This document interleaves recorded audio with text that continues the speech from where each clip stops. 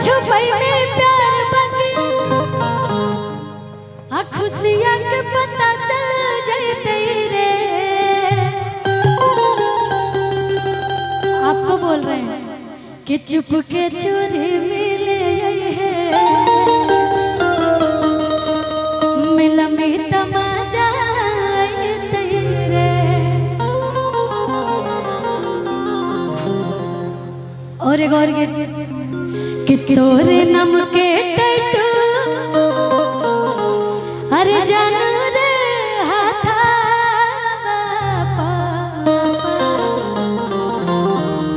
ना बनैले औरे कि काढ़ी के कर जा कह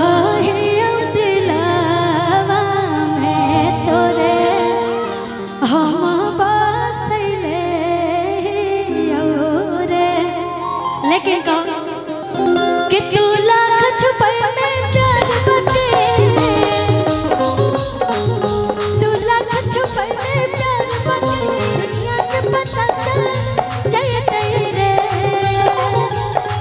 छुप के चोरी मिले है छुप के चोरी मिले है मिला मिटा बाजा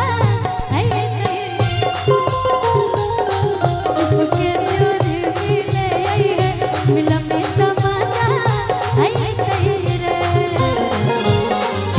तू लाख छुपई में प्यार बाकी तू लाख छुपई में प्यार बाकी दुनिया के पता चल जाए तेरे। चुप के चोरी मिले है चुप के चोरी मिले है मिला में तमाजा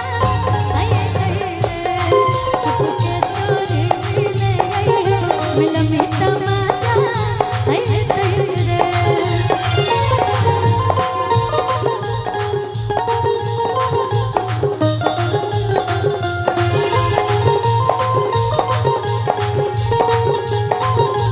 तुम्हें धोखा वाले होगा रोज रोज चुमा के लावा धोखा वाले होगा रोज रोज चुमा के लावा धोखा वाले होगा।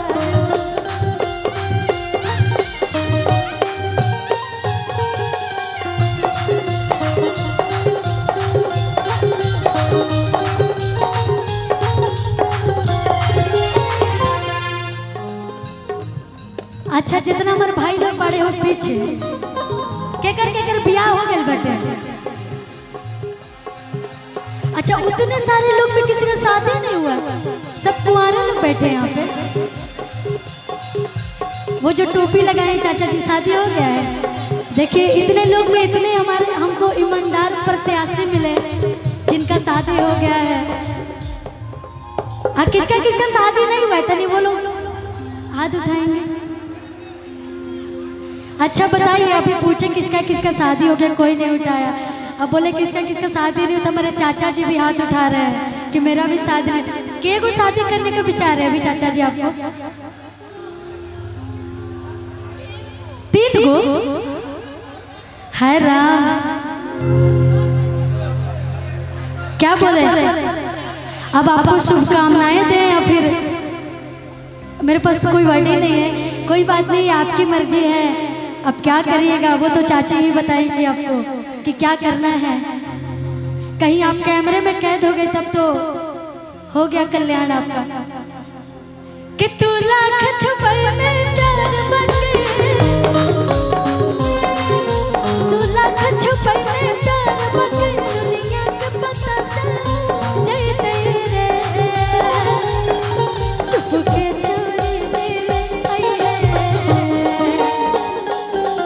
चुप के चोरी मिले मिला में तमाजा आई के चोरी मिले मिला में तमाजा आई